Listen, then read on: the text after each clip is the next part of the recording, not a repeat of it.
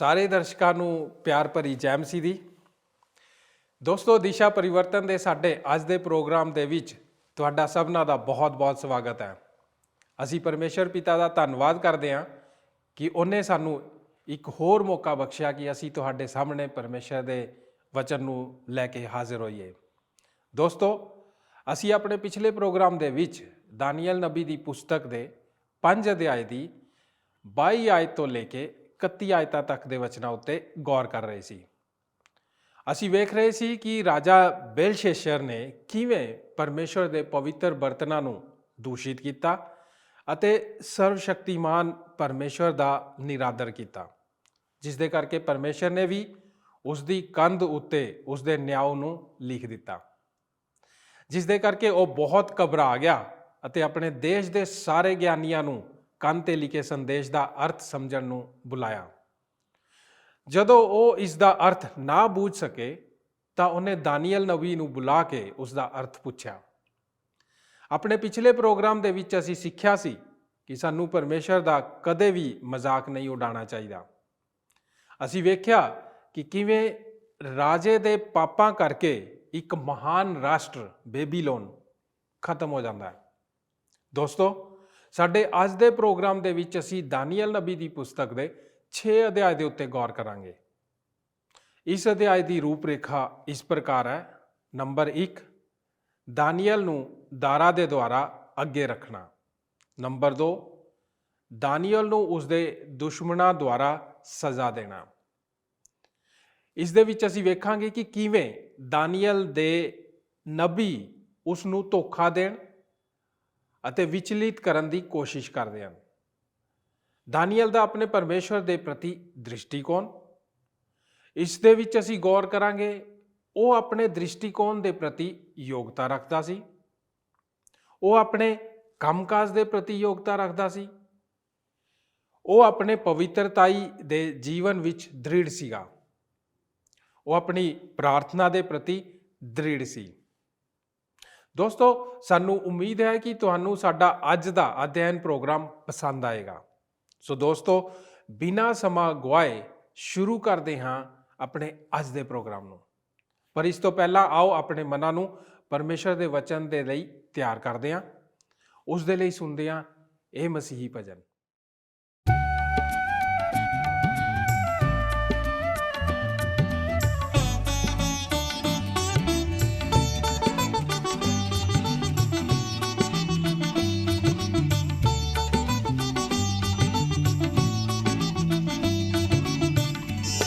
रहेगा नाम सदा तीकर मसीदा, रहेगा नाम सदा तीकर मसीदा, रहेगा जद तलक सूरज रहेगा, रहेगा जद तलक सूरज रहेगा।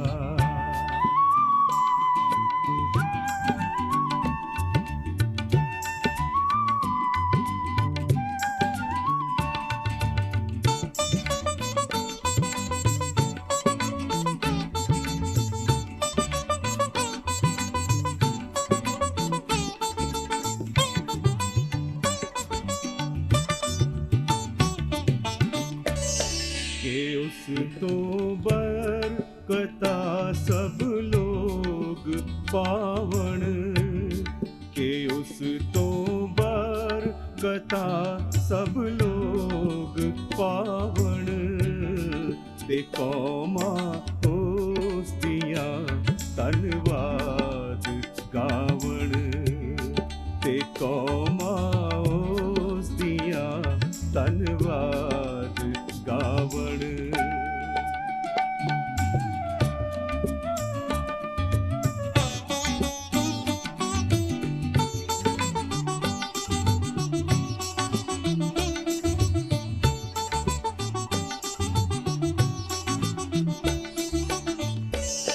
खुदा दा पाक ना है शान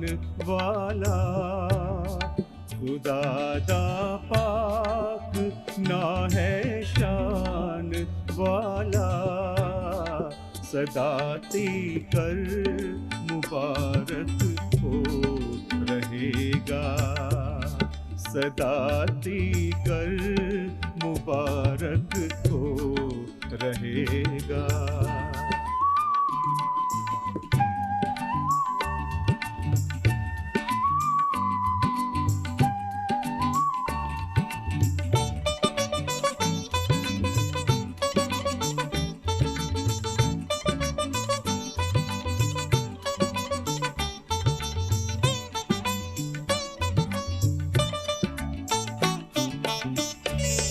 सिताइश बाप बेटे पाक रूह दी, सिताइश बाप बेटे पाक रूह दी, सदा तो है सदा ती कर रहेगी, सदा तो है सदा ती कर रहेगी।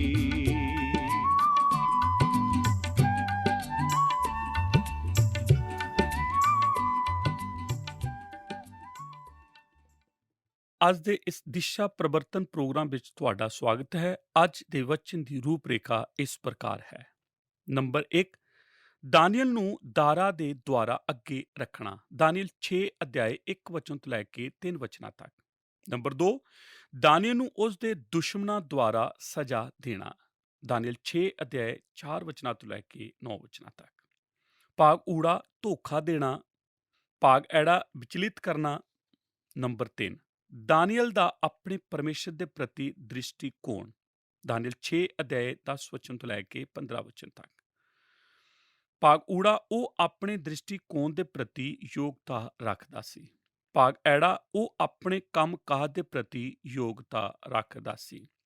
ਭਾਗ ਈੜੀ ਉਹ ਆਪਣੀ ਪਵਿੱਤਰਤਾਈ ਵਿੱਚ ਦ੍ਰਿੜ ਸੀ। ਭਾਗ ਸੱਸਾ ਉਹ ਆਪਣੀ ਪ੍ਰਾਰਥਨਾ ਦੇ ਪ੍ਰਤੀ ਦ੍ਰਿੜ ਸੀ। ਜਦ ਪਿੱਛੇ ਅਸੀਂ ਦਾਨੀਅਲ ਦੀ ਕਿਤਾਬ ਨੂੰ ਪੜ੍ਹ ਰਹੇ ਸੀ ਤਾਂ ਅਸੀਂ ਬਲੈਸ਼ਰ ਦੇ ਹਾਲ ਵਿੱਚ ਇਕੱਠੇ ਸੀ। ਅਸੀਂ ਬੈਬੀਲੋਨ ਦੇ ਰਾਜ ਨੂੰ ਨਸ਼ਟ ਹੁੰਦੇ ਵੇਖਿਆ ਸੀ। ਉਸ ਰਾਤ ਸ਼ਰਾਬ ਦੀ ਰੰਗ ਰਲੀਆਂ ਦੇ ਦੌਰਾਨ ਪਰਮੇਸ਼ਰ ਦਾ ਹੱਥ ਆਇਆ ਅਤੇ ਉਸ ਨੇ ਮਹਾਨ ਰਾਜ ਦੀ ਦੀਵਾਰ ਉੱਤੇ 3 ਸ਼ਬਦਾਂ ਨੂੰ ਲਿਖ ਦਿੱਤਾ ਅਤੇ ਉਸ ਰਾਜ ਦਾ ਨਾਸ਼ ਹੋ ਗਿਆ। ਇਸ ਸਚਾਈ ਨੂੰ ਜਾਣ ਕੇ ਹੈਰਾਨਗੀ ਹੁੰਦੀ ਹੈ ਕਿ ਸਿਰਫ 2 ਐਤਾਂ ਵਿੱਚ ਪਰਮੇਸ਼ਰ ਨੇ ਆਖਿਆ, ਹੁਣ ਬਸ ਸਭ ਕੁਝ ਪੂਰਾ ਹੋ ਗਿਆ ਅਤੇ ਤੂੰ ਨਸ਼ਟ ਹੋ ਗਿਆ। 6ਵੇਂ ਅਧਿਆਏ ਵਿੱਚ ਸਾਨੂੰ ਪਤਾ ਚੱਲਦਾ ਹੈ ਅਤੇ ਅਸੀਂ ਇਹ ਅਹਿਸਾਸ ਕਰਦੇ ਹਾਂ ਕਿ ਬੁਰੇ ਮਨੁੱਖਾਂ ਦਾ ਕੰਮਾਂ ਦਾ ਅੰਤ ਹੋ ਜਾਂਦਾ ਹੈ, ਪਰ ਪਰਮੇਸ਼ਰ ਦੇ ਕੰਮ ਜਾਰੀ ਰਹਿੰਦੇ ਹਨ। ਅਧਿਆਏ 5 ਅਤੇ ਅਧਿਆਏ 6 ਨੂੰ ਜੋੜਨ ਵਾਲੀ ਕੜੀ ਦਾਨੀਅਲ ਹੈ। ਤੁਸੀਂ ਵਿਸ਼ਵਾਸ ਕਰੋ ਜਾਂ ਨਾ ਕਰੋ, ਇਸ ਦੇ ਆਲੇ ਦੁਆਲੇ ਦਾਨੀਅਲ ਹੀ ਹੈ। ਹੁਣ ਉਹ 90 ਦੀ ਉਮਰ ਤੇ ਪਹੁੰਚਣ ਵਾਲਾ ਹੈ ਅਤੇ ਉਸ ਨੇ ਆਪਣਾ ਲੰਮਾ ਜੀਵਨ ਬੇਬੀਲੋਨ ਵਿੱਚ ਬਿਤਾਇਆ ਅਤੇ ਹੁਣ ਉਹ ਆਪਣਾ ਅਗਲਾ ਸਮੇਂ ਅੱਛੇ ਰਾਜਾ ਦਾਰਾ ਦੇ ਨਾਲ ਬਿਤਾਉਣ ਜਾ ਰਿਹਾ ਹੈ। ਸ਼ਾਸਤਰ ਸਾਨੂੰ ਬੜੀ ਮਜ਼ਬੂਤੀ ਨਾਲ ਯਾਦ ਦਿਵਾਉਂਦਾ ਹੈ ਕਿ ਉਸ ਦਾ ਇਹ ਕਦਮ ਬੇਬੀਲੋਨ ਰਾਜ ਤੋਂ, ਜੋ ਹੁਣ ਮਾਦੀ ਫਾਰਸੀ ਰਾਜ ਵਿੱਚ ਜਾ ਰਿਹਾ ਹੈ, ਉਹ ਇਹ ਨਹੀਂ ਦਰਸਾਉਂਦਾ ਕਿ ਉਸ ਦਾ ਕਦਮ ਅਗਾਂਹ ਵੱਲ ਨਹੀਂ ਪਰ ਪਿਛਾਂਹ ਵੱਲ ਹੈ। ਤੁਹਾਨੂੰ ਯਾਦ ਹੋਵੇਗਾ ਜਦ ਅਸੀਂ ਦੂਸਰੇ ਅਧਿਆਏ ਵਿੱਚ ਦਰਿੰਦੇ ਦੇ ਬਾਰੇ ਪੜ੍ਹ ਰਹੇ ਸੀ ਤਾਂ ਅਸੀਂ ਆਖਿਆ ਸੀ ਕਿ ਰਾਜਪਾਟ ਨੀਵੇਂ ਪਾਸੇ ਵੱਲ ਜਾਂਦਾ ਹੈ। ਸੋਨੇ ਦਾ ਸਿਰ ਤੋਂ ਮੋਢਿਆਂ ਤੱਕ ਅਤੇ ਚਾਂਦੀ ਦੀ ਬਾਹਾਂ ਅਤੇ ਤਦ ਛਾਤੀ ਤੱਕ ਅਤੇ ਪੈਰਾਂ ਤੱਕ ਇਸ ਤਰ੍ਹਾਂ ਸੜਦਾ ਹੋਇਆ ਪਹਿਲੇ ਰਾਜ ਤੋਂ ਦੂਜੇ ਰਾਜ ਤੋਂ ਕਮਜ਼ੋਰ ਹੁੰਦਾ ਚਲਾ ਜਾਂਦਾ ਹੈ। ਸੰਵਿਧਾਨਿਕ ਏਕਤਾ ਕਮਜ਼ੋਰ ਹੁੰਦੀ ਜਾਂਦੀ ਹੈ। ਨਬੂਕਦਨਜ਼ਰ ਦੇ ਰਾਜ ਵਿੱਚ ਪਾਤਸ਼ਾਹ ਆਪ ਹੀ ਉਹਦਾ ਸ਼ਾਸਕ ਸੀ, ਪਰ ਉਸ ਵੇਲੇ ਅਸੀਂ ਵੇਖਦੇ ਹਾਂ ਜਦ ਮਾਦੀ ਫਾਰਸੀ ਰਾਜ ਆ ਗਿਆ ਤਾਂ ਉਸ ਵਿੱਚ ਪ੍ਰਧਾਨ ਸ਼ਾਸਕ ਪ੍ਰਣਾਲੀ ਲਾਗੂ ਕਰ ਦਿੱਤੀ ਗਈ। 6ਵੇਂ ਅਧਿਆਏ ਦੀ ਸ਼ੁਰੂਆਤ ਵਿੱਚ ਸਾਨੂੰ ਦਰਸਾਇਆ ਗਿਆ ਦਾਰਾ ਨੂੰ ਚੰਗਾ ਲੱਗਾ ਜੋ ਉਸ ਰਾਜ ਉੱਤੇ 120 ਮਨਸਬਦਾਰ ਠਹਿਰਾਏ ਜੋ ਕੁਝ ਰਾਜ ਉੱਤੇ ਸਰਦਾਰੀ ਕਰਨ, ਅਤੇ ਉਹਨਾਂ ਉੱਤੇ 3 ਪ੍ਰਧਾਨ ਜਿਨ੍ਹਾਂ ਵਿੱਚੋਂ ਇੱਕ ਦਾਨੀਅਲ ਸੀ। ਇਸ ਕਰਕੇ ਜੋ ਮਨਸਬਦਾਰ ਉਹਨਾਂ ਨੂੰ ਲੇਖਾ ਦੇਣ ਤਾਂ ਜੋ ਰਾਜਾ ਨੂੰ ਘਾਟਾ ਨਾ ਪਵੇ। ਇੱਕ ਚੰਗਾ ਆਤਮਾ ਦਾਨੀਏਲ ਵਿੱਚ ਸੀ। ਇਸੇ ਕਰਕੇ ਉਹਨੂੰ ਮਨਸਬਦਾਰਾਂ ਤੇ ਪ੍ਰਧਾਨ ਨਾਲੋਂ ਵਡਿਆਈ ਮਿਲੀ ਅਤੇ ਰਾਜਾ ਨੇ ਚਾਹਿਆ ਭਾਈ ਉਹਨੂੰ ਸਾਰੇ ਰਾਜ ਉੱਤੇ ਮੁਖਤਿਆਰ ਕਰੇ। ਹੁਣ ਦਾਰਾ ਦੇ ਅਧੀਨ ਜਗਤ ਦੇ ਦੂਜੇ ਰਾਜ ਦੀ ਸ਼ੁਰੂਆਤ ਹੁੰਦੀ ਹੈ। ਇਹ ਰਾਜ 538 BC ਵਿੱਚ ਸਥਾਪਿਤ ਹੋਇਆ। ਸੋਨਾ ਚਲਾ ਗਿਆ ਅਤੇ ਉਸ ਦੀ ਜਗ੍ਹਾ ਚਾਂਦੀ ਆ ਗਈ। ਸੰਵਿਧਾਨਿਕ ਏਕਤਾ ਵਿੱਚ ਗਿਰਾਵਟ ਆ ਗਈ। ਸੰਪੂਰਨ ਬਾਦਸ਼ਾਹ ਦੀ ਜਗ੍ਹਾ 120 ਮਨਸਬਦਾਰ ਅਤੇ ਉਹਨਾਂ ਉੱਤੇ 3 ਪ੍ਰਧਾਨ ਸ਼ਾਸਕ ਬਣਾ ਦਿੱਤੇ ਗਏ। ਬਾਈਬਲ ਵਿੱਚ ਇਹ ਇਕੱਲੀ ਜਗ੍ਹਾ ਹੈ ਜਿੱਥੇ ਪ੍ਰਧਾਨ ਸ਼ਬਦ ਇਸਤੇਮਾਲ ਕੀਤਾ ਗਿਆ ਹੈ। 3 ਪ੍ਰਧਾਨਾਂ ਵਿੱਚ ਵੀ ਇੱਕ ਨੂੰ 2 ਉੱਤੇ ਪ੍ਰਧਾਨ ਬਣਾਇਆ ਗਿਆ ਅਤੇ ਉਹ ਦਾਨੀਏਲ ਸੀ। ਤਿੰਨਾਂ ਵਿੱਚੋਂ ਉਸ ਨੂੰ ਪਹਿਲਾ ਦਰਜਾ ਦਿੱਤਾ ਗਿਆ ਕਿਉਂ ਜੋ ਉਹ ਇਸ ਯੋਗ ਸਮਝਿਆ ਗਿਆ ਸੀ।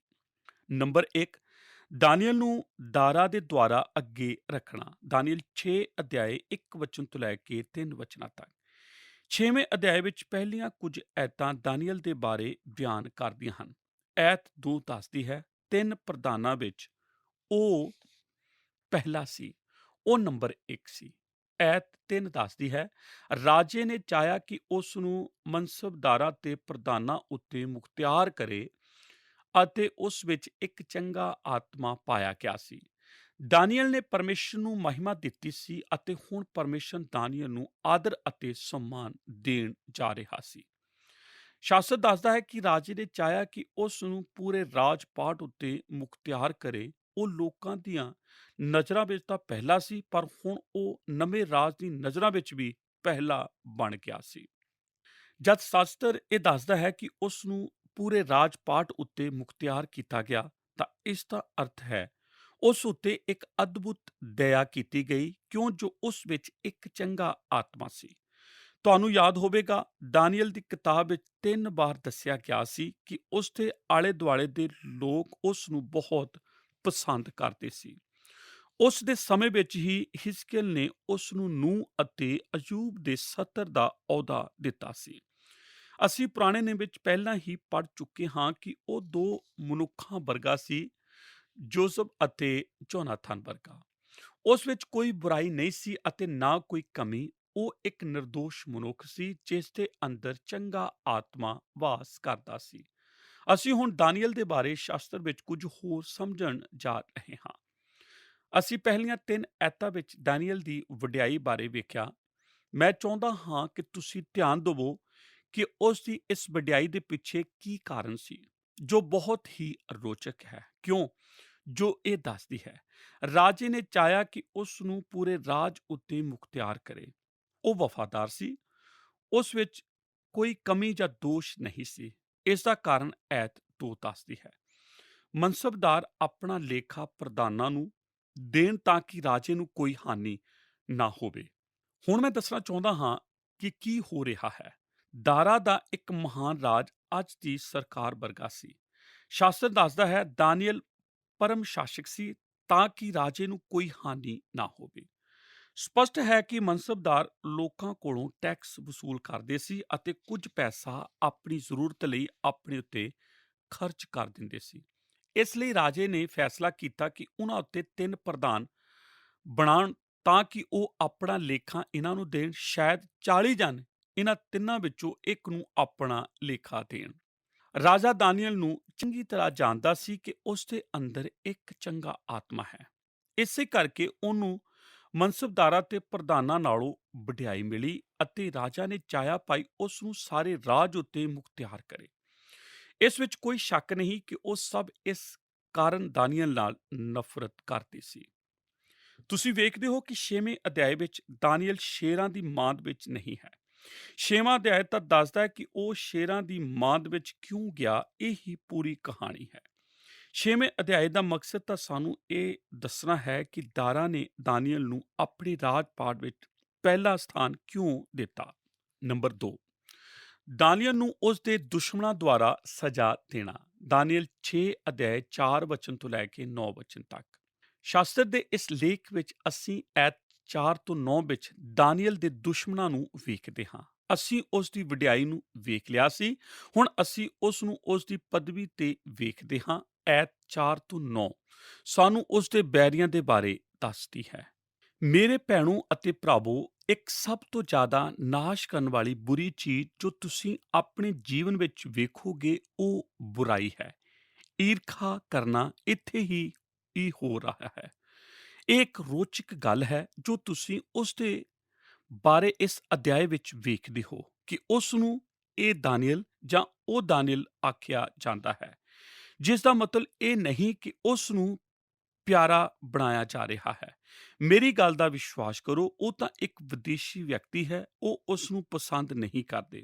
ਉਹ ਇਮਾਨਦਾਰ ਹੈ। ਇਹ ਹੀ ਉਸ ਦੀ ਬੁਰਾਈ ਹੈ। ਇਸ ਵਿਅਕਤੀ ਦੇ ਕਾਰਨ ਮਨਸਬਦਾਰ ਦੇ ਜੀਵਨ ਵਿੱਚ ਪਰੇਸ਼ਾਨੀ ਆ ਰਹੀ ਹੈ। ਉਹ ਉਸ ਤੋਂ ਈਰਖਾ ਕਰਦੇ ਹਨ ਅਤੇ ਉਸ ਨੂੰ ਜੋ ਉਹਨਾਂ ਦੇ ਰਾਹ ਵਿੱਚ ਰੋੜਾ ਹੈ ਹਟਾਉਣਾ ਚਾਹੁੰਦੇ ਹਨ। ਉਹ 80 ਸਾਲ ਦਾ ਬਜ਼ੁਰਗ ਹੈ ਅਤੇ ਉਸ ਨੂੰ ਉਸ ਦੀ ਪ੍ਰਧਾਨਤਾ ਦੇ ਕਾਰਨ ਦੰਡ ਮਿਲਣ ਜਾ ਰਿਹਾ ਹੈ। ਮਾਦੀ ਫਾਰਸੀ ਰਾਜ ਦੇ 122 ਨੇਤਾਵਾਂ ਨੇ ਉਸ ਦੇ ਖਿਲਾਫ ਇਕੱਠ ਕਰ ਲਿਆ ਹੈ। ਉਹਨਾਂ ਨੇ ਉਸ ਤੋਂ ਪਿੱਛਾ ਛੁਡਾਉਣ ਦਾ ਫੈਸਲਾ ਕਰ ਲਿਆ ਹੈ। ਉਹਨਾਂ ਨੇ ਇਸ ਲਈ ਜੋ ਰਚਨਾ ਰਚੀ ਹੈ ਉਹ ਬੜੀ ਰੋਚਕ ਹੈ। ਉਹਨਾਂ ਨੇ ਫੈਸਲਾ ਕੀਤਾ ਹੈ ਕਿ ਉਹ ਉਸ ਦੇ ਜੀਵਨ ਦੀ ਖੋਜਬੀਨ ਕਰਨਗੇ ਤਾਂ ਕਿ ਉਸ ਦੀ ਕੋਈ ਕਮੀ ਲੱਭ ਸਕਣ। ਐਤ 4 ਦੱਸਦੀ ਹੈ, ਉਹਨਾਂ ਨੇ ਉਸ ਦੇ ਰਾਜਕਾਜ ਦੀ ਖੋਜਬੀਨ ਕੀਤੀ ਤਾਂ ਕਿ ਦੋਸ਼ ਲਗਾਉਣ ਲਈ ਕੋਈ ਕਮੀ ਕੱਢ ਲਈਏ। ਉਹਨਾਂ ਨੇ ਉਸ ਦੇ ਕੰਮਕਾਜ ਦੀ ਹਰੇਕ ਚੀਜ਼ ਤੇ ਨਿਗਾਹ ਪਾਈ, ਹਰੇਕ ਚਿੱਠੀ ਪੱਤਰੀ ਵੱਲ ਧਿਆਨ ਦਿੱਤਾ ਅਤੇ ਜੋ ਵੀ ਕਰ ਸਕਦੇ ਸੀ ਉਹਨਾਂ ਨੇ ਕੀਤਾ। ਉਹ ਤਾਂ ਬਸ ਚਾਹੁੰਦੇ ਸਨ ਕਿ ਕੋਈ ਕਮੀ ਨਜ਼ਰ ਆਏ ਤਾਂ ਕਿ ਅਸੀਂ ਉਸ ਉੱਤੇ ਦੋਸ਼ ਲਗਾਈਏ। ਉਹ ਕੁੱਤਿਆਂ ਵਾਂਗੂ ਉਸ ਦੇ ਪਿੱਛੇ ਪੈ ਗਏ ਸੀ ਕਿ ਉਸ ਦਾ ਸ਼ਿਕਾਰ ਕਰ ਸਕਣ। ਈਰਖਾ ਨਾਲ ਉਹਨਾਂ ਦਾ ਦਿਲ ਕ੍ਰੋਧ ਨਾਲ ਭਰਿਆ ਹੋਇਆ ਸੀ। ਬਸ ਉਹ ਤਾਂ ਉਸ ਦੀ ਕਮੀ ਲੱਭਣਾ ਚਾਹੁੰਦੇ ਸਨ। ਤੁਸੀਂ ਜਾਣਦੇ ਹੋ, ਦੁਸ਼ਮਣ ਹਮੇਸ਼ਾ ਤੁਹਾਡੀ ਉੱਨਤੀ ਨਾਲ ਨਫ਼ਰਤ ਕਰਦੇ ਹਨ। ਪਹਿਲਾਂ ਕਿਸੇ ਵੇਲੇ ਕਿਸੇ ਨੇ ਮੈਨੂੰ ਇੱਕ ਆਦਰਸ਼ ਵਾਕ ਲਿਖਿਆ ਸੀ। ਮੈਂ ਨਹੀਂ ਜਾਣਦਾ ਸੀ ਕਿਸ ਨੇ ਲਿਖਿਆ ਸੀ, ਪਰ ਮੈਂ ਇਸ ਨੂੰ ਕਦੇ ਉੱਚਾ ਕਰਨ ਦੀ ਕੋਸ਼ਿਸ਼ ਨਹੀਂ ਕੀਤੀ, ਇਸ ਲਈ ਕਿ ਇਸ ਦਾ ਗਲਤ ਅਰਥ ਨਾ ਲੈ ਲਿਆ ਜਾਵੇ। ਪਰ ਮੈਂ ਹਮੇਸ਼ਾ ਹੀ ਸੋਚਦਾ ਸੀ ਕਿ ਇੱਕ ਬਹੁਤ ਹੀ ਅੱਛਾ ਵਾਕ ਹੈ। ਇਹ ਵਾਕ ਇਸ ਤਰ੍ਹਾਂ ਦੱਸਦਾ ਹੈ, ਈਰਖਾ ਇੱਕ ਤੋਹਫਾ ਹੈ ਜੋ ਸਧਾਰਨ ਵਿਅਕਤੀ ਨੂੰ ਪ੍ਰਤਿਭਾਸ਼ਾਲੀ ਬੁੱਧੀ ਵਾਲਾ ਮਨੁੱਖ ਬਣਾ ਦਿੰਦਾ ਹੈ। ਕੀ ਇਹ ਅੱਛਾ ਵਾਕ ਨਹੀਂ ਹੈ? ਉਹ ਦਾਨੀਏਲ ਨਾਲ ਬਹੁਤ ਈਰਖਾ ਕਰ ਰਹੇ ਸਨ। ਦਾਨੀਏਲ ਹੋਰ ਸਾਵਧਾਨ ਹੋ ਚੁੱਕਾ ਸੀ ਕਿ ਕਿਤੇ ਉਸ ਕੋਲੋਂ ਕੋਈ ਗਲਤੀ ਨਾ ਹੋ ਜਾਵੇ, ਉਹ ਉਸ ਦੇ ਖਿਲਾਫ ਕੋਈ ਸਬੂਤ ਨਾ ਲੱਭ ਸਕੇ। ਐਤ 4 ਦੱਸਦੀ ਹੈ, ਪਰ ਉਹਨਾਂ ਨੂੰ ਕੋਈ ਦੋਸ਼ ਜਾਂ ਖੋਟ ਨਾ ਲੱਭਾ। ਮੈਂ ਲੋਕਾਂ ਨੂੰ ਕਈ ਵਾਰ ਇਹ ਕਹਿੰਦੇ ਹੋਏ ਸੁਣਦਾ ਹਾਂ, ਅੱਜ ਦੇ ਵਾਤਾਵਰਣ ਵਿੱਚ ਪਰਮੇਸ਼ਰ ਇਹ ਆਸ਼ਾ ਨਹੀਂ ਕਰਦਾ ਕਿ ਅਸੀਂ ਇਸ ਤਰ੍ਹਾਂ ਦਾ ਜੀਵਨ ਬਤੀਤ ਕਰੀਏ। ਪਰ ਮੈਂ ਤੁਹਾਨੂੰ ਕੁਝ ਦੱਸਣਾ ਚਾਹੁੰਦਾ ਹਾਂ। ਦਾਨੀਏਲ ਦੇ ਸਮੇਂ ਅੱਜ ਦੇ ਸਮੇਂ ਤੋਂ 10 ਗੁਣਾ ਬਦਤਰ ਸੀ ਕਿ ਤੁਸੀਂ ਇਹ ਜਾਣਦੇ ਹੋ। ਇਹ ਸੱਚ ਹੈ। ਅਤੇ ਉਸ ਅੰਧਕਾਰ ਦੇ ਸਮੇਂ ਵਿੱਚ ਵੀ ਦਾਨੀਏਲ ਨੇ ਪਰਮੇਸ਼ਰ ਦੇ ਸਾਹਮਣੇ ਆਪਣੀ ਗਵਾਹੀ ਨੂੰ ਰੌਸ਼ਨੀ ਦੀ ਤਰ੍ਹਾਂ ਪ੍ਰਗਟ ਕੀਤਾ। ਉਸ ਦੇ ਦੁਸ਼ਮਣਾਂ ਨੇ ਆਪਣੀ ਸਰਚ ਲਾਈਟ ਨਾਲ ਉਸ ਦੇ ਚਰਿੱਤਰ ਦੀ ਛਾਣਬੀਣ ਕੀਤੀ ਅਤੇ ਉਹ ਸਭ ਕੁਝ ਕੀਤਾ ਜੋ ਉਹ ਕਰ ਸਕਦੇ ਸਨ, ਪਰ ਫਿਰ ਵੀ ਉਹ ਉਸ ਵਿੱਚ ਕੋਈ ਦੋਸ਼ ਜਾਂ ਖੋਟ ਨਾ ਲੱਭ ਸਕੇ। ਮੈਂ ਕੁਝ ਦੇਰ ਰੁਕ ਕੇ ਤੁਹਾਨੂੰ ਸਭ ਨੂੰ ਇਹ ਦੱਸਣਾ ਚਾਹੁੰਦਾ ਹਾਂ ਜੋ ਨੇਤਾਬੰਦੀ ਦੀ ਇੱਛਾ ਰੱਖਦੇ ਹਨ ਅਤੇ ਸੋਚਦੇ ਹਨ ਕਿ ਨੇਤਾ ਬਣ ਕੇ ਉਹਨਾਂ ਨੂੰ ਕੁਝ ਕੀਮਤ ਮਿਲੇਗੀ। ਤੁਹਾਨੂੰ ਹਮੇਸ਼ਾ ਆਪਣੀ ਇਛਾਈ ਦੀ ਕੀਮਤ ਅਦਾ ਕਰਨੀ ਪਵੇਗੀ। ਦਾਨੀਏਲ ਆਪਣੇ ਅੱਛੇ ਚਰਿੱਤਰ ਦੀ ਕੀਮਤ ਅਦਾ ਕਰ ਰਿਹਾ ਸੀ। ਇਹ ਗੱਲ ਮਸੀਹਾਂ ਦੇ ਇਲਾਵਾ ਦੂਜੇ ਲੋਕਾਂ ਤੇ ਵੀ ਹੁੰਦੀ ਹੈ। ਜੋ ਆਦਮੀ ਇਮਾਨਦਾਰੀ ਨਾਲ ਸਫਲਤਾ ਲਈ ਅੱਗੇ ਵੱਧਦਾ ਹੈ, ਉਸ ਨੂੰ ਅੱਜ ਨਹੀਂ ਤੇ ਕੱਲ ਇਸ ਦੀ ਕੀਮਤ ਅਦਾ ਕਰਨੀ ਪੈਂਦੀ ਹੈ। 1969 ਵਿੱਚ ਜਦ ਦੋਨਾ ਅਤੇ ਮੈਂ ਫੋਰਟ ਵੈਨਾ ਵਿੱਚ ਇੱਕ ਛੋਟੇ ਜਿਹੇ ਘਰ ਵਿੱਚ ਚਰਚ ਦੀ ਸ਼ੁਰੂਆਤ ਕੀਤੀ ਸੀ ਅਤੇ ਸਾਡੇ ਕੋਲ ਇੰਨੇ ਰੁਪਏ ਨਹੀਂ ਸੀ ਕਿ ਅਸੀਂ ਇੱਕ ਬਿਲਡਿੰਗ ਬਣਾ ਸਕੀਏ, ਇਸ ਲਈ ਅਸੀਂ 2 ਛੋਟੇ ਘਰ ਲੈ ਕੇ ਉਹਨਾਂ ਨੂੰ ਇਕੱਠਾ ਕੀਤਾ ਤਾਂ ਕਿ ਉਸ ਅੰਦਰ 100 ਵਿਅਕਤੀ ਬੈਠ ਸਕਣ। ਇਸ ਤਰ੍ਹਾਂ ਅਸੀਂ ਸ਼ੁਰੂਆਤ ਕੀਤੀ। ਤੁਸੀਂ ਜਾਣਦੇ ਹੋ, ਸ਼ੁਰੂ ਵਿੱਚ ਉਸ ਸ਼ਹਿਰ ਦੇ ਪਾਸਟਰ ਸਾਡੇ ਦੋਸਤ ਸੀ। ਅਸੀਂ ਅਕਸਰ ਇਕੱਠੇ ਸੰਗਤੀ ਕਰਦੇ ਸੀ ਅਤੇ ਉਹ ਸਾਡੀ ਹੌਸਲਾ ਵਧਾਈ ਵੀ ਕਰਦੇ ਸਨ। ਪਰ ਮੈਂ ਵੇਖਿਆ ਕਿ ਜਿਸ ਤਰ੍ਹਾਂ ਹੀ ਪਰਮੇਸ਼ਰ ਦੀ ਆਸ਼ੀਸ਼ ਸਾਡੀ ਚਰਚ ਤੇ ਹੋਣ ਲੱਗੀ ਅਤੇ ਵਧਣ ਲੱਗੀ, ਸਾਡੀ ਦੋਸਤੀ ਦਾ ਸਬੰਧ ਜਾਂਦਾ ਰਿਹਾ। ਮੈਨੂੰ ਆਪਣੀ ਚਰਚ ਦੇ ਬਾਰੇ ਇਹੋ ਜਿਹੀਆਂ ਗੱਲਾਂ ਸੁਣਨ ਨੂੰ ਮਿਲਦੀਆਂ ਜੋ ਸੱਚ ਨਹੀਂ ਸਨ, ਅਤੇ ਮੈਂ ਵੇਖਿਆ ਕਿ ਉੱਚੇ ਸਤਰ ਤੇ ਮਸੀਹ ਅਗੁਏ ਵੀ ਈਰਖਾ ਤੋਂ ਬਚੇ ਹੋਏ ਨਹੀਂ ਹਨ। ਯਿਸੂ ਮਸੀਹ ਦੀ ਸੇਵਕਾਈ ਵਿੱਚ ਵੀ ਇਹ ਗੱਲ ਬਹੁਤ ਗੰਭੀਰ ਹੈ। ਤੁਸੀਂ ਇੱਥੇ ਵੇਖਦੇ ਹੋ ਕਿ ਦਾਨੀਏਲ ਕੀਮਤ ਅਦਾ ਕਰ ਰਿਹਾ ਹੈ। ਉਹ ਦਾਨੀਏਲ ਵਿੱਚ ਕੋਈ ਕਮੀ ਨਾ ਲੱਭ ਸਕੇ, ਅਤੇ ਉਹਨਾਂ ਵੈਰੀਆਂ ਨੇ ਦਾਨੀਏਲ ਨੂੰ ਮਾਰਨ ਦਾ ਇਰਾਦਾ ਕੀਤਾ। ਉਹ ਉਸ ਨੂੰ ਖਤਮ ਕਰ ਦੇਣਾ ਚਾਹੁੰਦੇ ਸਨ। ਉਹ ਤਾਂ ਰਾਜੇ ਨੂੰ ਵੀ ਖਤਮ ਕਰ ਸਕਦੇ ਸਨ। ਐਤ 5 ਦੱਸਦੀ ਹੈ, ਤਾਂ ਉਹਨਾਂ ਮਨੁੱਖਾਂ ਨੇ ਆਖਿਆ ਕਿ ਅਸੀਂ ਇਸ ਦਾਨੀਏਲ ਨੂੰ ਉਹਦੇ ਪਰਮੇਸ਼ਰ ਦੀ ਬਵਿਸਥਾ ਦੇ ਬਿਨਾਂ ਕਿਸੇ ਹੋਰ ਗੱਲ ਵਿੱਚ ਦੋਸ਼ੀ ਨਹੀਂ ਲੱਭਾਂਗੇ। ਕੀ ਮਜ਼ੇਦਾਰ ਗੱਲ ਨਹੀਂ ਹੈ? ਉਹਨਾਂ ਨੇ ਆਖਿਆ, ਇੱਕੋ ਹੀ ਤਰੀਕਾ ਹੈ ਜਿਸ ਨਾਲ ਅਸੀਂ ਦਾਨੀਏਲ ਨੂੰ ਕਬਜ਼ੇ ਵਿੱਚ ਲੈ ਸਕਦੇ ਹਾਂ, ਉਹ ਹੈ ਉਸ ਦੀ ਅਰਾਧਨਾ। ਉਸਨੇ ਰਾਜ-ਕਾਜ ਵਿੱਚ ਤਾਂ ਕੋਈ ਗਲਤੀ ਨਹੀਂ ਕੀਤੀ, ਪਰ ਅਸੀਂ ਉਸ ਦੀ ਸਮਰਪਿਤ ਅਰਾਧਨਾ ਨੂੰ ਜਾਣਦੇ ਹਾਂ ਜੋ ਉਹ ਕਰਦਾ ਹੈ। ਹੁਣ ਉਹ ਜੋ ਅੱਗੇ ਕਰਦੇ ਹਨ, ਉਸ ਬਾਰੇ ਐਤ 6 ਅਤੇ 7 ਦੱਸਦੀ ਹੈ। ਤਾਂ ਇਹ ਪ੍ਰਧਾਨ ਤੇ ਮਨਸਬਦਾਰ ਇਕੱਠੇ ਹੋ ਕੇ ਰਾਜਾ ਕੋਲ ਆਏ ਅਤੇ ਉਹਨੂੰ ਇਉਂ ਆਖਿਆ, ਹੇ ਦਾਰਾ ਮਹਾਰਾਜ, ਜੁਗੋ ਜੁਗ ਜਿਉਂਦੇ ਰਹੋ। ਮੈਂ ਚਾਹੁੰਦਾ ਹਾਂ ਤੁਸੀਂ ਧਿਆਨ ਦਿਓ, ਉਹ ਇਕੱਠੇ ਹੋ ਕੇ ਰਾਜਾ ਕੋਲ ਆਉਂਦੇ ਹਨ ਅਤੇ ਉਸ ਦੀ ਮਠਿਆਈ ਕਰਦੇ ਹਨ, ਅਤੇ ਜਲਦਬਾਜ਼ੀ ਵਿੱਚ ਚਾਹੁੰਦੇ ਹਨ ਕਿ ਰਾਜਾ ਦੀ ਸਹਿਮਤੀ ਆਪਣੇ ਫੈਸਲੇ ਬਾਰੇ ਲੈ ਸਕੀਏ। ਅਤੇ ਉਹ ਦੋ ਚੀਜ਼ਾਂ ਕਰਦੇ ਹਨ: ਭਾਗ ਊੜਾ, ਧੋਖਾ ਦੇਣਾ। ਸਭ ਤੋਂ ਪਹਿਲਾਂ ਧੋਖੇ ਨੂੰ ਅਪਣਾਉਂਦੇ ਹਨ ਅਤੇ ਰਾਜੇ ਦੀ ਵਡਿਆਈ ਕਰਕੇ ਉਸ ਨੂੰ ਖੁਸ਼ ਕਰਦੇ ਹਨ, ਅਤੇ ਉਸ ਨੂੰ ਆਖਦੇ ਹਨ, ਰਾਜਾ, ਸਾਰੇ ਪ੍ਰਧਾਨ, ਦੀਵਾਨਾਂ, ਮਨਸਬਦਾਰਾਂ, ਸਲਾਹਕਾਰਾਂ ਤੇ ਸਰਦਾਰਾਂ ਨੇ ਆਪੋ ਵਿੱਚ ਸਲਾਹ ਕੀਤੀ ਹੈ, ਇੱਕ ਸ਼ਾਹੀ ਪ੍ਰੀਤਮਾ ਬਣਾਈ ਜਾਏ। ਝੂਠ, ਇਹ ਸੱਚ ਨਹੀਂ ਹੈ। ਸੱਚ ਤਾਂ ਇਹ ਹੈ ਕਿ ਮਹੱਤਵਪੂਰਨ ਪ੍ਰਧਾਨ ਉੱਥੇ ਹੈ ਹੀ ਨਹੀਂ ਸੀ। ਰਾਜਾ ਇਹ ਨਹੀਂ ਜਾਣਦਾ ਸੀ ਕਿ ਦਾਨੀਏਲ ਉਹਨਾਂ ਦੇ ਇਕੱਠ ਵਿੱਚ ਸ਼ਾਮਲ ਨਹੀਂ ਸੀ। ਹੁਣ ਉਹ ਆਪਣੀ ਰਚੀ ਹੋਈ ਰਚਨਾ ਦੇ ਦੂਜੇ ਭਾਗ ਵਿੱਚ ਅੱਗੇ ਵੱਧਦੇ ਹਨ। ਭਾਗ ਐੜਾ, ਵਿਚਲਿਤ ਕਰਨਾ। ਪਹਿਲਾਂ ਉਹਨਾਂ ਨੇ ਉਸ ਨੂੰ ਧੋਖਾ ਦਿੱਤਾ, ਅਤੇ ਦੂਜਾ ਹੁਣ ਉਸ ਨੂੰ ਵਿਚਲਿਤ ਕਰ ਰਹੇ ਹਨ ਕਿ ਉਹ ਉਹਨਾਂ ਦੇ ਸ਼ਿਕੰਜੇ ਵਿੱਚ ਆ ਜਾਵੇ।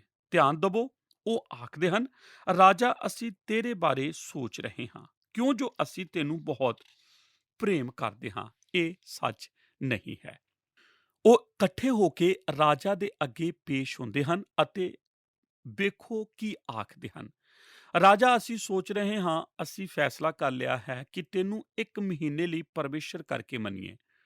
ਉਹ ਕਹਿਣਾ ਚਾਹੁੰਦੇ ਹਨ, 30 ਦਿਨ ਲਈ ਤੂੰ ਪਰਮੇਸ਼ਰ ਹੋਵੇਂਗਾ, ਅਤੇ ਤੇਰੇ ਰਾਜ ਵਿੱਚ ਜੇ ਕੋਈ ਪ੍ਰਾਰਥਨਾ ਕਰਨਾ ਚਾਹੇ ਤਾਂ ਉਸ ਨੂੰ ਆਪਣੀ ਪ੍ਰਾਰਥਨਾ ਤੇਰੇ ਅੱਗੇ ਹੀ ਕਰਨੀ ਪਵੇਗੀ। ਦੂਜੇ ਕਿਸੇ ਦੇਵਤਾ ਅੱਗੇ ਪ੍ਰਾਰਥਨਾ ਨਹੀਂ ਕੀਤੀ ਜਾਵੇਗੀ। ਦਾਰਾ, ਤੂੰ ਹੀ 1 ਮਹੀਨਾ ਪਰਮੇਸ਼ਰ ਹੋਵੇਗਾ। ਤੁਸੀਂ ਜਾਣਦੇ ਹੋ ਕਿ ਰਾਜਾ ਕਿਸ ਤਰ੍ਹਾਂ ਦਾ ਵਿਅਕਤੀ ਸੀ, ਅਤੇ ਉਸ ਨੂੰ ਉਹਨਾਂ ਦਾ ਹੀ ਇੱਕ ਗੱਲ ਅੱਛੀ ਲੱਗੀ। ਉਸ ਨੂੰ ਅੱਛਾ ਲੱਗਾ ਕਿ ਉਸ ਦੇ ਰਾਜ ਦੇ ਸ਼ਾਸਕ ਅੱਛੇ ਅਤੇ ਬੁੱਧੀਮਾਨ ਹਨ, ਅਤੇ ਉਸ ਨੂੰ ਪਰਮੇਸ਼ਰ ਦੇ ਤੁੱਲ ਸਮਝਦੇ ਹਨ। ਉਹ ਉਹਨਾਂ ਦਾ ਮਕਸਦ ਨਾ ਸਮਝ ਪਾਇਆ। ਉਹ ਤਾਂ ਬਸ ਇੰਨਾ ਜਾਣਦਾ ਸੀ ਕਿ ਉਹ ਇਸ ਆਦੇਸ਼ ਉੱਤੇ ਦਸਤਕ ਕਰ ਰਿਹਾ ਹੈ। ਸ਼ਾਸਤਰ ਵਿੱਚ ਨੀਤੀ ਵਚਨ ਦੀ ਕਿਤਾਬ ਵਿੱਚ ਇੱਕ ਐਤ ਹੈ, ਆਓ ਵੇਖੀਏ ਉਹ ਕੀ ਆਖਦੀ ਹੈ। ਗੁੱਸਾ, ਨਿਰਦਈ ਅਤੇ ਕ੍ਰੋਧ ਇੱਕ ਹੜ੍ਹ ਹੈ, ਪਰ ਈਰਖਾ ਦੇ ਅੱਗੇ ਕੌਣ ਖਲੋ ਸਕਦਾ ਹੈ? ਕੋਈ ਨਹੀਂ। ਇਹ ਸਾਰੇ ਮਨੁੱਖ ਈਰਖਾ ਨਾਲ ਇੰਨੇ ਭਰੇ ਹੋਏ ਸਨ ਕਿ ਉਹਨਾਂ ਨੇ ਰਾਜੇ ਕੋਲੋਂ ਧੋਖੇ ਨਾਲ ਦਸਤਕ ਕਰਵਾ ਲਏ, ਜਦ ਕਿ ਉਹ ਜਾਣਦੇ ਸਨ ਕਿ ਰਾਜਾ ਦਿਲ ਨਾਲ ਦਸਤਕ ਨਹੀਂ ਕਰਨਾ ਚਾਹੁੰਦਾ। ਇਹ ਸਾਰਾ ਜਾਲ ਝੂਠੀ ਦਿਖਾਵੇ ਨਾਲ ਰਚਿਆ ਗਿਆ ਤਾਂ ਕਿ ਰਾਜਾ ਉਹਨਾਂ ਦੇ ਸ਼ਿਕੰਜੇ ਵਿੱਚ ਆ ਜਾਵੇ। ਬਾਈਬਲ ਦੱਸਦੀ ਹੈ, ਰਾਜੇ ਨੇ ਇਸ ਆਦੇਸ਼ ਉੱਤੇ ਆਪਣੇ ਦਸਤਕ ਕਰ ਦਿੱਤੇ, ਅਤੇ ਇਹ ਆਦੇਸ਼ ਮਾਦੀ ਅਤੇ ਫਾਰਸੀਆਂ ਦੇ ਨੇਮ ਦੇ ਅਨੁਸਾਰ ਲਾਗੂ ਹੋ ਗਿਆ। ਕੀ ਤੁਸੀਂ ਇਸ ਨੇਮ ਦੇ ਬਾਰੇ ਕੁਝ ਜਾਣਦੇ ਹੋ? ਮੈਂ ਜਾਣਦਾ ਹਾਂ। ਮੈਂ ਜਾਣਦਾ ਹਾਂ, ਮਾਦੀ ਫਾਰਸੀ ਨੇਮ ਦਾ ਇੱਕ ਅਰਥ ਹੈ, ਇਹ ਕਦੇ ਬਦਲਿਆ ਨਹੀਂ ਜਾ ਸਕਦਾ।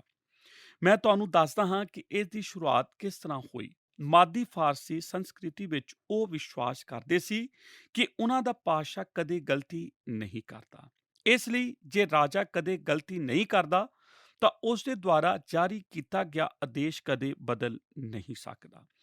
ਰਾਜਾ ਆਪ ਵੀ ਉਸ ਨੂੰ ਬਦਲ ਨਹੀਂ ਸਕਦਾ ਜੋ ਲਿਖਿਆ ਗਿਆ ਹੈ। ਨਹੀਂ ਤਾਂ ਇਹ ਸਮਝਿਆ ਜਾ ਸਕਦਾ ਹੈ ਕਿ ਰਾਜਾ ਗਲਤੀ ਕਰ ਸਕਦਾ ਹੈ, ਜਦ ਕਿ ਹਰੇਕ ਇਹ ਵਿਸ਼ਵਾਸ ਕਰਦਾ ਸੀ ਕਿ ਰਾਜਾ ਕਦੇ ਗਲਤੀ ਨਹੀਂ ਕਰ ਸਕਦਾ। ਇਸ ਲਈ ਮਾਦੀ ਅਤੇ ਫਾਰਸੀਆਂ ਦਾ ਨੇਮ ਉਹ ਨੇਮ ਹੁੰਦਾ ਸੀ ਜਿਸ ਨੂੰ ਬਦਲਿਆ ਨਹੀਂ ਜਾ ਸਕਦਾ ਸੀ। ਧੰਨਵਾਦ ਦਰਸ਼ਕੋ ਕਿ ਤੁਸੀਂ ਸਾਡੇ ਨਾਲ ਇਸ ਪ੍ਰੋਗਰਾਮ ਦੇ ਵਿੱਚ ਅਖੀਰ ਤੱਕ ਬਣੇ ਰਹੇ। ਅੱਜ ਦੇ ਪ੍ਰੋਗਰਾਮ ਦੇ ਵਿੱਚ ਅਸੀਂ ਦਾਨੀਏਲ ਨਬੀ ਦੀ ਪੁਸਤਕ ਦੇ 6 ਅਧਿਆਏ ਦੇ ਉੱਤੇ ਚਰਚਾ ਕਰ ਰਹੇ ਸੀ। ਇਸ ਅਧਿਆਏ ਦੇ ਵਿੱਚੋਂ ਅਸੀਂ ਸਿੱਖਿਆ ਕਿ ਬੁਰੇ ਕੰਮਾਂ ਦਾ ਅੰਤ ਹੋ ਜਾਂਦਾ ਹੈ, ਪਰ ਪਰਮੇਸ਼ਰ ਦੇ ਕੰਮ ਜਾਰੀ ਰਹਿੰਦੇ ਹਨ। ਅਧਿਆਏ 5 ਅਤੇ ਅਧਿਆਏ 6 ਨੂੰ ਜੋੜਨ ਵਾਲੀ ਕੜੀ ਦਾਨੀਏਲ ਹੈ। ਅਸੀਂ ਜਾਣਿਆ ਕਿ ਦਾਨੀਏਲ 90 ਸਾਲਾਂ ਦਾ ਹੋਣ ਵਾਲਾ ਹੈ ਅਤੇ ਉਹਨੇ ਆਪਣਾ ਜ਼ਿਆਦਾਤਰ ਸਮਾਂ ਬੇਬੀਲੋਨ ਦੇ ਵਿੱਚ ਹੀ ਬਿਤਾਇਆ ਸੀ। ਅਸੀਂ ਜਾਣਿਆ ਕਿ ਬੇਬੀਲੋਨ ਦੇ ਵਿੱਚ ਇੱਕ ਹੋਰ ਰਾਜਾ ਉੱਠ ਖੜਾ ਹੁੰਦਾ ਹੈ ਜਿਸ ਦਾ ਨਾਮ ਦਾਰਾ ਸੀ। ਉਹਨੇ ਕੁਝ ਲੋਕਾਂ ਨੂੰ ਚੁਣਿਆ ਤਾਂ ਜੋ ਉਹ ਉਸ ਦੇ ਰਾਜ ਦੇ ਲਈ ਸਰਦਾਰੀ ਕਰਨ। ਉਹਨਾਂ ਵਿੱਚੋਂ ਦਾਨੀਏਲ ਵੀ ਇੱਕ ਸੀ। ਰਾਜਾ ਦਾਰਾ ਨੇ ਉਸ ਨੂੰ ਸਾਰੇ ਰਾਜ ਦੇ ਉੱਤੇ ਮੁਖਤਿਆਰ ਕੀਤਾ। ਅਸੀਂ ਜਾਣਿਆ ਕਿ ਰਾਜੇ ਨੇ ਦਾਨੀਏਲ ਨੂੰ ਅੱਗੇ ਰੱਖਿਆ। ਦਾਨੀਏਲ ਦੀ ਵਡਿਆਈ ਦੇ ਕਈ ਕਾਰਨ ਸੀ। ਉਹਨਾਂ ਵਿੱਚੋਂ ਇੱਕ ਕਾਰਨ ਇਹ ਸੀ ਕਿ ਉਹ ਟੈਕਸ ਦੇ ਮਾਮਲੇ ਵਿੱਚ ਰਾਜੇ ਨੂੰ ਉਸ ਦਾ ਕੋਈ ਨੁਕਸਾਨ ਨਾ ਹੋਵੇ। ਇਸ ਤੋਂ ਬਾਅਦ ਅਸੀਂ ਵੇਖਿਆ ਕਿ ਦਾਨੀਏਲ ਦੇ ਦੁਸ਼ਮਣ ਕੌਣ ਹਨ, ਜੋ ਉਸ ਦੇ ਨਾਲ ਈਰਖਾ ਰੱਖਦੇ ਸੀ ਅਤੇ ਉਹ ਉਹਨਾਂ ਨੂੰ ਸਜ਼ਾ ਦੇਣਾ ਚਾਹੁੰਦੇ ਸਨ। ਅਸੀਂ ਵੇਖਿਆ ਕਿ ਦੁਸ਼ਮਣ ਹਮੇਸ਼ਾ ਤੁਹਾਡੀ ਤਰੱਕੀ ਤੋਂ ਨਫ਼ਰਤ ਕਰਦੇ ਹਨ। ਅਸੀਂ ਸਿੱਖਿਆ ਕਿ ਜਦੋਂ ਅਸੀਂ ਅੱਗੇ ਵਧ ਰਹੇ ਹੁੰਦੇ ਹਾਂ ਤਾਂ ਬਹੁਤ ਸਾਰੇ ਲੋਕ ਸਾਨੂੰ ਪਿੱਛੇ ਨੂੰ ਖਿੱਚਣ ਦੀ ਕੋਸ਼ਿਸ਼ ਕਰਦੇ ਹਨ। ਲੋਕ ਤੁਹਾਨੂੰ ਖਤਮ ਕਰਨ ਦੇ ਲਈ ਯੋਜਨਾਵਾਂ ਬਣਾਉਂਦੇ ਹਨ। ਦਾਨੀਏਲ ਦੇ ਨਾਲ ਵੀ ਇਹੋ ਹੀ ਹੋਇਆ। ਉਹਦੇ ਵਿਰੋਧੀਆਂ ਨੇ ਬੜੇ ਹੀ ਸ਼ਾਤਿਰਾਨਾ ਤਰੀਕੇ ਦੇ ਨਾਲ ਰਾਜੇ ਨੂੰ ਧੋਖਾ ਦਿੱਤਾ ਅਤੇ ਉਸ ਨੂੰ ਵਿਚਲਿਤ ਕਰ ਦਿੱਤਾ ਅਤੇ ਸ਼ਾਹੀ ਫਰਮਾਨ ਦੇ ਉੱਤੇ ਦਸਤਖਤ ਕਰਵਾ ਲਏ ਤਾਂ ਜੋ ਉਹ ਦਾਨੀਏਲ ਨੂੰ ਸਜ਼ਾ ਦਵਾ ਸਕਣ। ਦੋਸਤੋ, ਹੁਣ ਸਾਨੂੰ ਇਜਾਜ਼ਤ ਦਿਓ। ਸਮਾਂ ਪ੍ਰੋਗਰਾਮ ਨੂੰ ਸਮਾਪਤ ਕਰਨ ਦਾ ਹੋ ਗਿਆ। ਇਸ ਪ੍ਰੋਗਰਾਮ ਦੇ ਬਾਕੀ ਦੇ ਹਿੱਸੇ ਨੂੰ ਅਸੀਂ ਆਪਣੇ ਅਗਲੇ ਪ੍ਰੋਗਰਾਮ ਦੇ ਵਿੱਚ ਵੀ ਜਾਰੀ ਰੱਖਾਂਗੇ। ਆਓ ਪ੍ਰਾਰਥਨਾ ਕਰਦੇ ਹਾਂ। ਸਾਡੇ ਅਨੁਗ੍ਰਹਿਕਾਰੀ ਦਿਆਲੂ ਪਰਮੇਸ਼ਰ ਪ੍ਰਭੂ ਯਿਸੂ ਮਸੀਹ ਜੀ ਦੇ ਨਾਮ 'ਚ ਤੁਹਾਡੇ ਚਰਨਾਂ 'ਚ ਆਉਂਦੇ ਪ੍ਰਭੂ, ਅੱਜ ਦੇ ਤੁਹਾਡੇ ਵਚਨ ਦੇ ਲਈ ਤੁਹਾਡਾ ਧੰਨਵਾਦ ਕਰਦੇ ਪਿਤਾ। ਅੱਜ ਅਸੀਂ ਪ੍ਰਭੂ ਜੀ ਤੁਹਾਡੇ ਵਚਨ ਵਿੱਚੋਂ ਰਾਜਾ ਦਾਰਾ ਦੇ ਬਾਰੇ ਔਰ ਦਾਨੀਏਲ ਦੇ ਸੰਬੰਧਾਂ ਬਾਰੇ ਸਿੱਖਿਆ। ਪ੍ਰਭੂ ਜੀ, ਅਸੀਂ ਸਿੱਖਿਆ ਕਿ ਸਾਡੇ ਆਸ-ਪਾਸ ਬਹੁਤ ਸਾਰੇ ਲੋਕ ਹਨ ਜੋ ਸਾਡੇ ਉੱਤੋਂ ਨਫ਼ਰਤ ਕਰ ਸਕਦੇ ਹਨ, ਜੋ ਸਾਡੀ ਤਰੱਕੀ ਤੋਂ ਖੁਸ਼ ਨਹੀਂ ਹੈ ਪਿਤਾ। ਲੇਕਿਨ ਪ੍ਰਭੂ ਜੀ, ਤੁਸੀਂ ਸਾਨੂੰ ਅੱਜ ਦੇ ਵਚਨ ਤੋਂ ਸਿਖਾਇਆ ਕਿ ਜਿਹੜਾ ਵਿਅਕਤੀ ਤੁਹਾਡੇ ਉੱਤੇ ਭਰੋਸਾ ਕਰਦਾ, ਤੁਸੀਂ ਉਹਨਾਂ ਨੂੰ ਸੁਰੱਖਿਆ ਪ੍ਰਦਾਨ ਕਰਦੇ ਹੋ ਔਰ ਉਹਨਾਂ ਨੂੰ ਹਰ ਮੁਸੀਬਤ ਤੋਂ, ਹਰ ਸਜ਼ਾ ਤੋਂ, ਹਰ ਵਿਪਤੀ ਤੋਂ ਔਰ ਹਰ ਛੜਯੰਤਰ ਤੋਂ ਪੂਰੀ ਤਰ੍ਹਾਂ ਬਚਾ ਕੇ ਰੱਖਦੇ ਹੋ। ਤੁਹਾਡਾ ਧੰਨਵਾਦ ਕਰਦੇ ਪ੍ਰਭੂ ਜੀ ਅੱਜ ਦੇ ਇਸ ਅੱਛੇ ਵਚਨ ਵਾਸਤੇ। ਯਿਸੂ ਨਾਸਰੀ ਜੀ ਦੇ ਨਾਮ 'ਚ ਮੰਗਦੇ ਹਾਂ, ਆਮੀਨ। ਜੈ ਮਸੀਹ ਦੀ। ਕੀ ਤੁਹਾਨੂੰ ਇਹ ਪ੍ਰੋਗਰਾਮ ਪਸੰਦ ਆਇਆ?